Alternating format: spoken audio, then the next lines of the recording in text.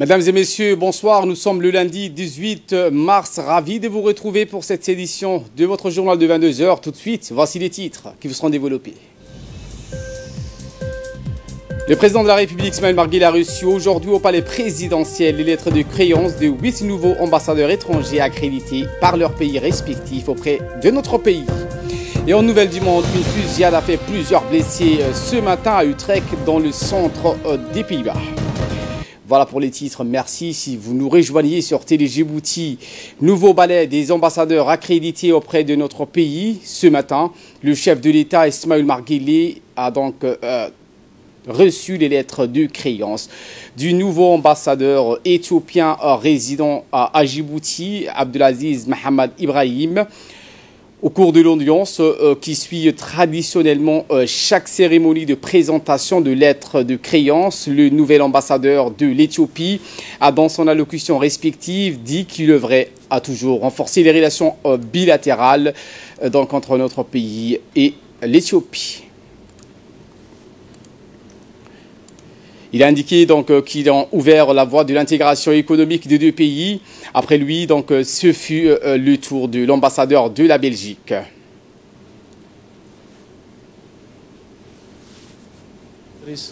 For mutual benefit of the two brotherly peoples, I will continue to work hard to further strengthen our exceptional bilateral and strategic relationship.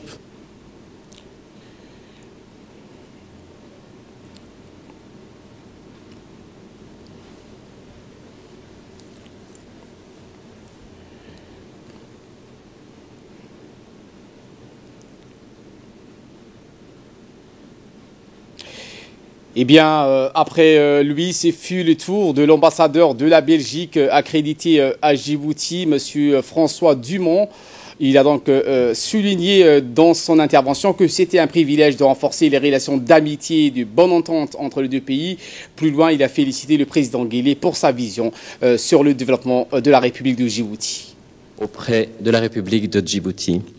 Je vous remets également les lettres de rappel de mon prédécesseur, l'ambassadeur Didier Nagant de Dechêne, après l'accomplissement de sa mission auprès de votre Excellence. Ce sera pour moi un privilège de pouvoir renforcer les relations d'amitié existant entre nos deux pays. Permettez-moi aussi, Excellence, de vous transmettre à cette occasion les meilleures salutations de notre souverain, le roi des Belges, Philippe.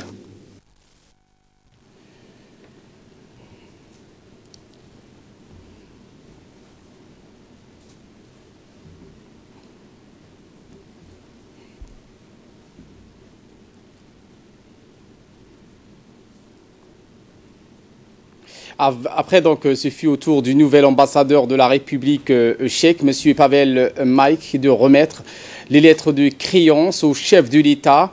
L'ambassadeur donc a eu au cours de l'audience qui lui a accordé le président de la République, Ismaël Marguerite, transmis donc les félicitations du président de la République tchèque, Miloš Zeman. Le diplomate a par la suite réitéré au président de la République la ferme volonté des autorités tchèques donc, à poser les jalons d'une coopération bilatérale entre les deux pays.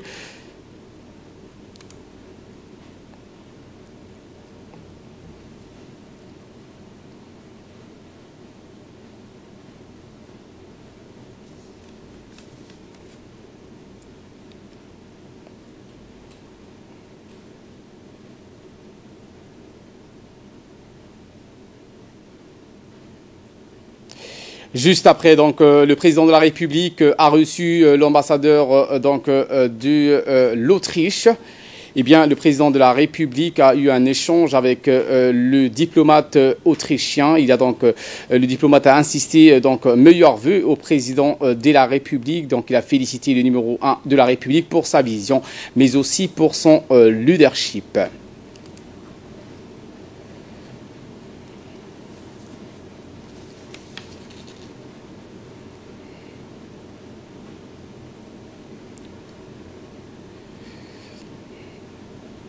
Tour à tour, cette fois-ci, le président a reçu le nouvel ambassadeur de la Guinée-Conakry.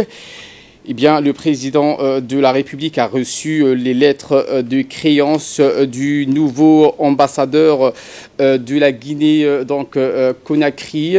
Il a donc apprécié l'accueil qui lui a été réservé à Djibouti. Il a par la suite souligné établir des relations de coopération avec notre pays. Auprès de votre Excellence, en qualité d'ambassadeur extraordinaire et plénipotentiaire de la République de Guinée. Par la même occasion, permettez-moi de vous remettre les lettres de rappel de mon prédécesseur. Par ailleurs, votre frère m'a chargé personnellement de vous transmettre ses salutations fraternelles et de vous dire toute son admiration pour les avancées que vous faites faire à votre pays depuis que vous êtes à la tête de la République de Djibouti. Un pays qui assure la stabilité dans la sous-région. Il espère également collaborer avec vous dans le cadre de l'Union africaine et de la Oumma islamique au sein de l'OCI. Je vous remercie, Monsieur le Président.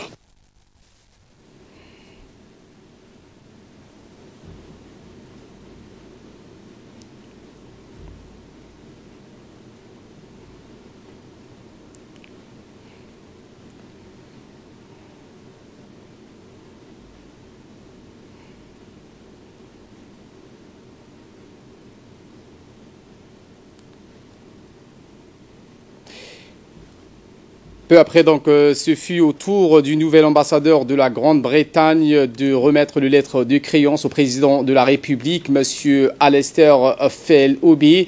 Diplomate anglais a transmis les salutations les plus chaleureuses et les plus cordiales de Sa Majesté la Reine Elisabeth au président de la République. M. Alastair donc, a transmis au cours de l'entretien qui a suivi la réception de ce lettre de créance le message d'amitié et d'estime de la Grande-Bretagne à la République de Djibouti.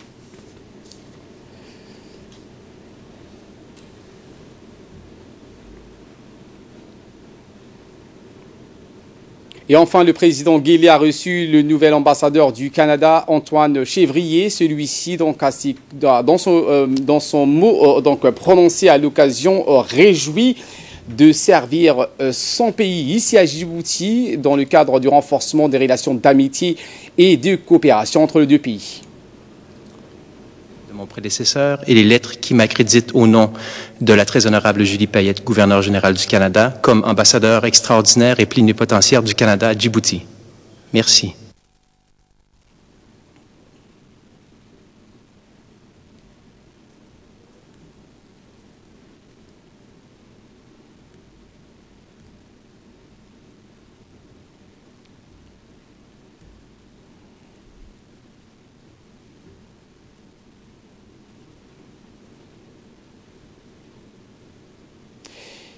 Après le Canada, donc c'est le diplomate tunisien Kaïs Kaptani qui a remis les lettres des créances d'accréditation auprès de la République du Djibouti, lettres remises au président de la République.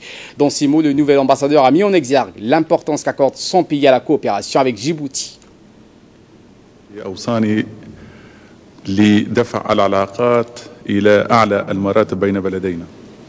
Dans son mot prononcé à l'occasion, il a indiqué que le président tunisien Béji Essebsi et son nom, il exprime son admiration pour les réalisations remarquables accomplies dans notre pays en faveur du développement et ce dans la clairvoyance et la vision du président Guélé, a indiqué l'ambassadeur Kaïs Kaptani. Voilà ce qu'on pouvait dire sur ce ballet diplomatique. Autre actualité de ce 22h, le Premier ministre Abdelkader Kamil Mohamed a reçu aujourd'hui dans le salon d'honneur à la primature le conseiller spécial du Premier ministre japonais Kentaro Sonura.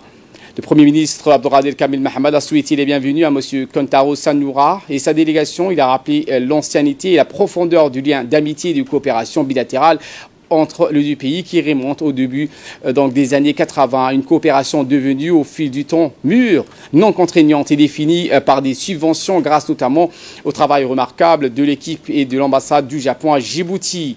Lors de cet entretien, Abdelkader Kamil Mohamed, Premier ministre, a profité de l'occasion pour exprimer à son hôte de marquer la satisfaction et la gratitude du gouvernement et le peuple djiboutien pour la coopération et l'engagement du peuple japonais dans le financement de plusieurs projets et l'octroi des dons en équipement destinés à la protection civile et à l'Office de la voirie de Djibouti. L'ambassadeur du Japon donc à Djibouti, Koji Yonatani, a introduit auprès du Premier ministre Kentaro Sonura à la forte délégation qui l'accompagnait. Côté primature, le secrétaire général de la primature, Naguib Abdallah Kamil, et les conseillers du Premier ministre ainsi que le secrétaire général de la présidence ont assisté à l'entrevue. Les deux hommes ont continué à échanger sur des sujets d'intérêt commun dans le cadre de la coopération bilatérale. Donc on voudrait faire développer cette collaboration dans ce sens-là. Je suis très heureux de savoir que votre président sera présent pour la conférence de TICAD en août à Yokohama. Et comme vous avez justement expliqué, Monsieur le Premier ministre, je voudrais faire de mon mieux pour faire avancer notre coopération, non seulement dans la coopération existante actuelle maintenant, mais aussi dans les différents domaines, à savoir le domaine économique, le domaine du commerce, et aussi le domaine de l'infrastructure. Et en ce qui concerne la construction d'un nouvel aéroport à Djibouti, moi j'étais informé de votre plan de la part du gouvernement djiboutien. Et si je peux faire un point en ce qui concerne les investissements japonais, je voudrais dire que les investissements, pour avoir des investissements japonais, il est très important de respecter les normes internationales, c'est-à-dire la transparence fiscale de la gestion. Le Premier ministre a pour sa part souligné la volonté de Djibouti de prospecter de nouveaux mécanismes d'impulsion d'investissement japonais à Djibouti, le souhait du gouvernement djiboutien de voir le secteur privé japonais venir investir à Djibouti et sans équivoque, a-t-il précisé. Écoutons le Premier ministre.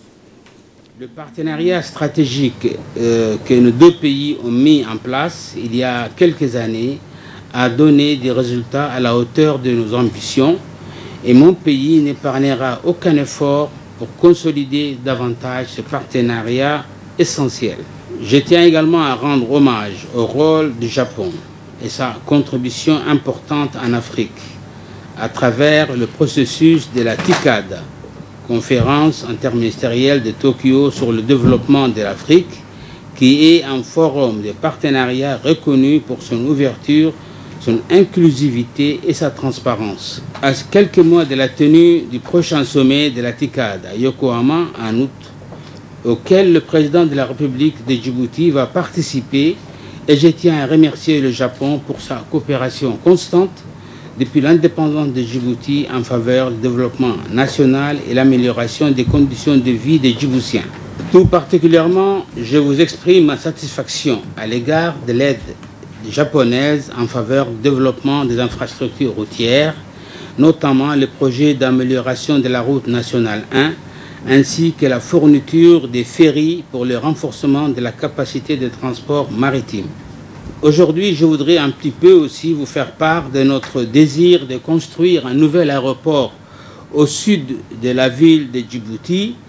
Cette infrastructure d'un aéroport international comprendra un cargo village, un aérogare bénéficiant de toute l'infrastructure moderne et des classes internationales. Il s'agit d'un aéroport civil sans aucune présence militaire qui s'intègre parfaitement dans le développement des infrastructures portuaires, ferroviaires, routières, consolidant notre politique d'intégration régionale.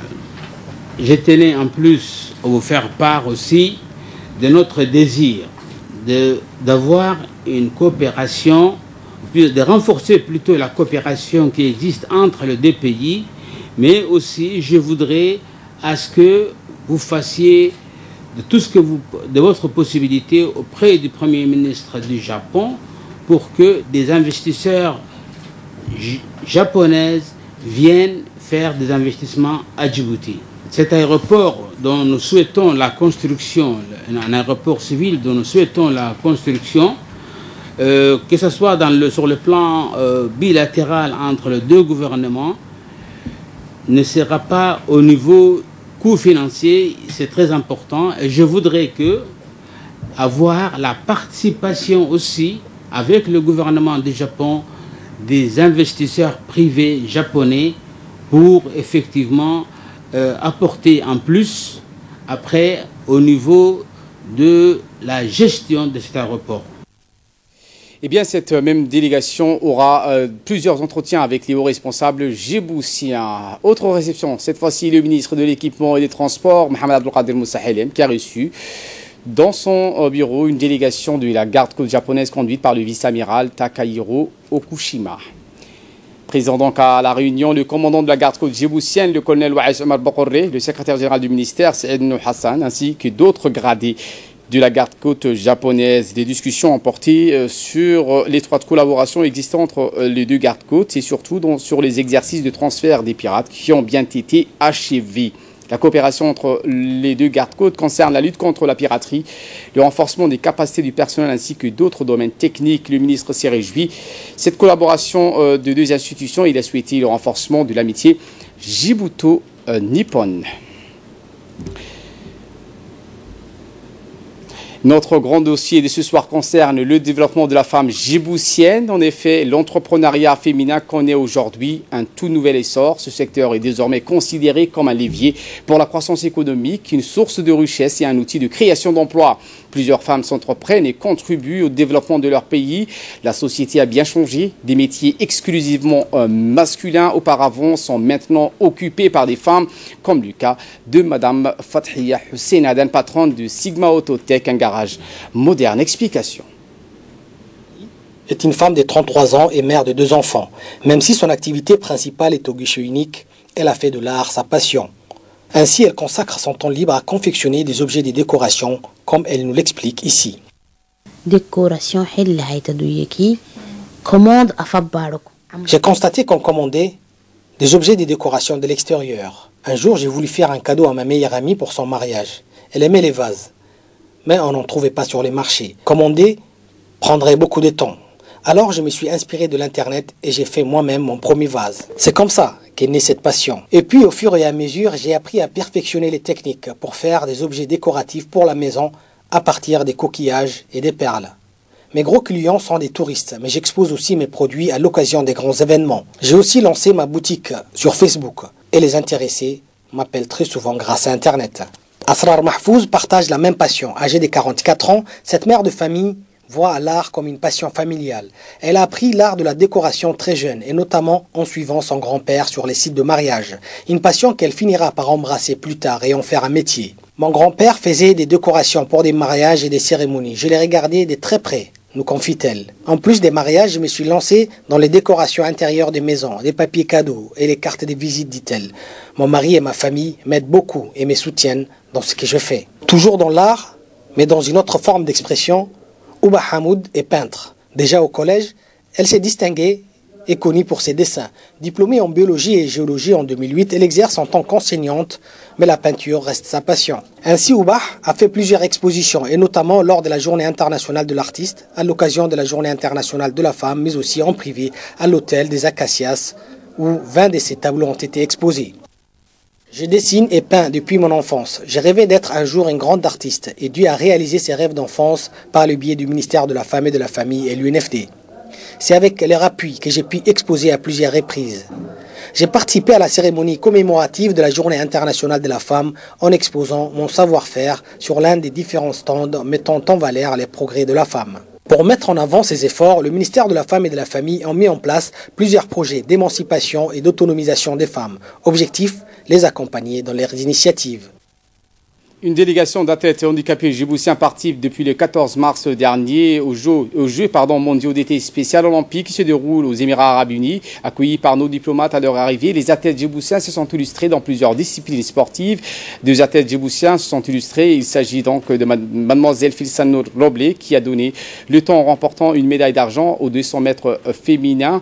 Parmi les hommes, l'athlète Ali Mohamed Gaaz s'est classé 3e aux 200 mètres et a remporté la médaille de bronze. Les athlètes vont participer d'autres compétitions jusqu'au 21 mars. Cette délégation djiboutienne aux Jeux mondiaux est composée de 8 personnes. Elle est conduite par son président Ali Mohamed Ali, accompagné du docteur Abdelrahman Moumin Douxié, médecin pédiatre, et le lieutenant-colonel de la gendarmerie nationale.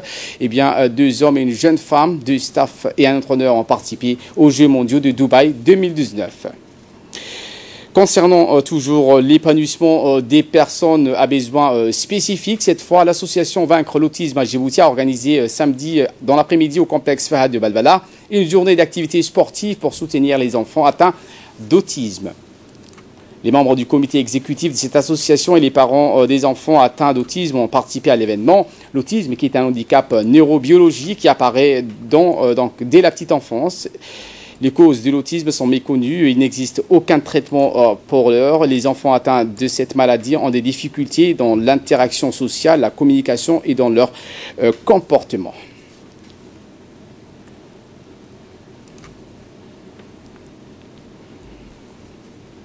L'interaction sociale. Le sport est très très important pour les enfants autistes parce que ça leur permet d'apprendre, de faire l'interaction sociale, de leur apprendre les règles, comment respecter les règles du jeu, comment être en société, comment communiquer et tout ça. Et donc aussi, à partir d'aujourd'hui jusqu'au 4 avril, on essaiera de faire beaucoup de sensibilisation. Pourquoi? Parce que le 2 avril, c'est la journée mondiale de l'autisme et on est en train de préparer la célébration de cette journée mondiale de l'autisme. Autre sensibilisation, mais concernant les dangers des réseaux sociaux sur les propos à caractère tribal organisés par le secrétaire d'État à la jeunesse et au sport au CDC du quartier 7, une conférence clôturant donc la caravane de sensibilisation sur les conséquences et les dangers des publications à caractère tribaliste et haineux sur les réseaux sociaux. Ces collectifs des jeunes qui ont organisé ont pour objectif d'instaurer un climat de concorde civile et d'unité nationale. Du collectif des jeunes n'a pas manqué d'adresser ses vifs remerciements à la directrice des CDC et au secrétaire d'État à la jeunesse et au sport pour l'appui et le soutien en vue de la réalisation d'un tel projet.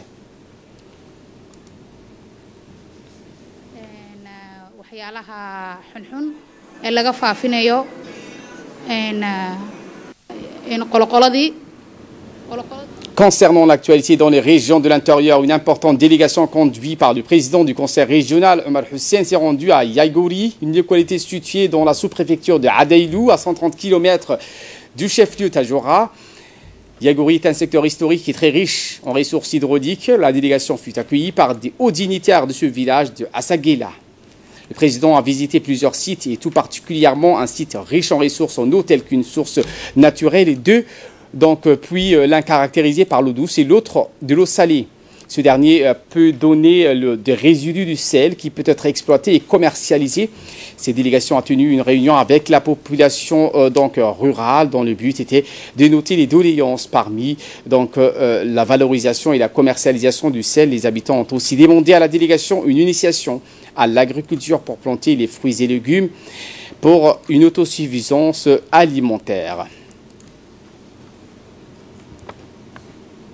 Le président du conseil régional de la ville blanche, M. Omar Hussein, a expliqué dans une intervention qu'il appréciait l'accueil qui lui a été réservé par la population riveraine. Il a remercié également le président a remercié également les objectifs de cette visite qui reposait sur une politique initiée par le président Guélé qui consiste au rapprochement entre les conseils régionaux avec les citoyens. Il a expliqué aussi que l'intérêt de cette visite était de faire un état des lieux et voir les besoins de cette population.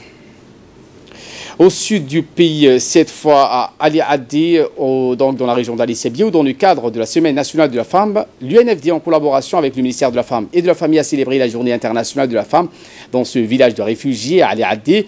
En effet, comme à l'accoutumée, l'UNFD, sous le leadership de la première dame et présidente de l'UNFD, Mme Khadra Mahamoud Haïd, célèbre cette journée auprès de toutes les femmes vivant à Djibouti, y compris dans les villages des réfugiés. Journée qui a vu la participation d'une importante délégation de l'UNFD conduite par la coordinatrice des programmes, Mme Ruqayya Jama Ali, une représentante du ministère de la Femme et de la Famille, le secrétaire exécutif de l'UNARS, Hussein Hassan Drar, le sous-préfet de Ali Adé, Shab'an Dahir Moussa, le chef du bureau du HCR et plusieurs autres partenaires du système des Nations Unies et des organisations opérant dans ce village. Les habitants de Ali Adé, composés des femmes, d'hommes, personnes âgées et jeunes, ont accueilli chaleureusement les invités. Cette journée a été animée par des chants théâtrales sur le droit de la femme, visite des expositions et stands artisanales suivis par un sketch et des kits de première nécessité pour les femmes enceintes ont été également octroyés.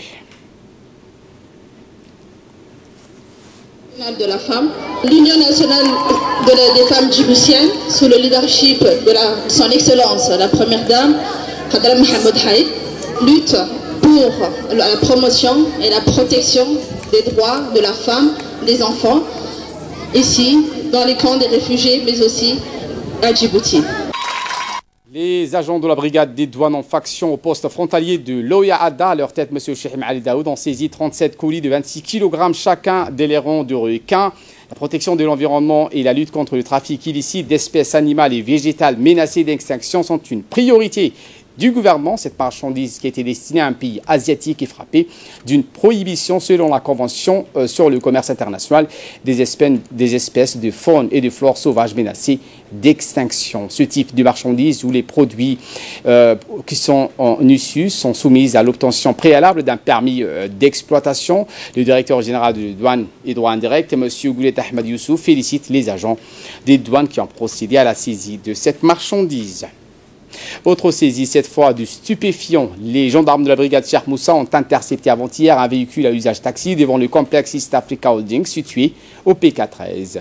Au cours d'une fouille perquisition effectuée dans ce véhicule, les gendarmes ont découvert 5 sacs contenant chacun 50 tasses d'herbe du cannabis, soit un total de 250 tasses pesant 16 kg dont la valeur estimée à 5 millions de nos francs. Au cours de son audition, le chauffeur du taxi a déclaré avoir transporté cette marchandise illicite depuis un parking des camions éthiopiens au PK18. Quant à la marchandise illicite, elle a été saisie, placée en garde à vue. Le chauffeur du taxi sera déféré devant la justice pour répondre de ses actes. Et de là, nous passons aux nouvelles du monde. Une fusillade, je vous le disais en titre, a fait plusieurs blessés ce matin à Utrecht, dans le centre des Pays-Bas. Plusieurs personnes ont été blessées lundi 18 mars, aujourd'hui, lors de cette fusillade dans un tramway dans la ville néerlandaise d'Utrecht. C'est ce qu'a annoncé la police qui a déployé une unité antiterroriste sur les lieux. Le niveau d'alerte terroriste a été relevé dans la province d'Utrecht au niveau le plus haut. C'est ce qu'ont annoncé les autorités. Les écoles de la ville ont reçu pour consigne de garder les élèves à l'intérieur. Le Premier ministre néerlandais Mark Rutte s'est dit profondément inquiet. Les mesures de sécurité ont été renforcées autour du siège du gouvernement. Et pour terminer, concernant le crash d'Ethiopian Airlines, les boîtes noires montrent des similarités claires avec le crash de Lion Air. Les premières analyses des boîtes noires après le crash de l'avion d'Ethiopian Airlines ont révélé des similarités claires avec le crash d'un Boeing du même type de Lion Air au large de l'Indonésie. Selon la ministre éthiopienne des Transports, des montées et des descentes irrégulières après le décollage. L'accident qui a provoqué la mort de 157 personnes à bord de 35 nationalités et le second en moins de 5 mois pour le Boeing 737 MAX 8, désormais cloué au sol dans de très nombreux pays, dont les États-Unis. Fin de ce journal. Merci donc à vous de nous avoir suivis et très bon suivi des programmes sur Télé Djibouti.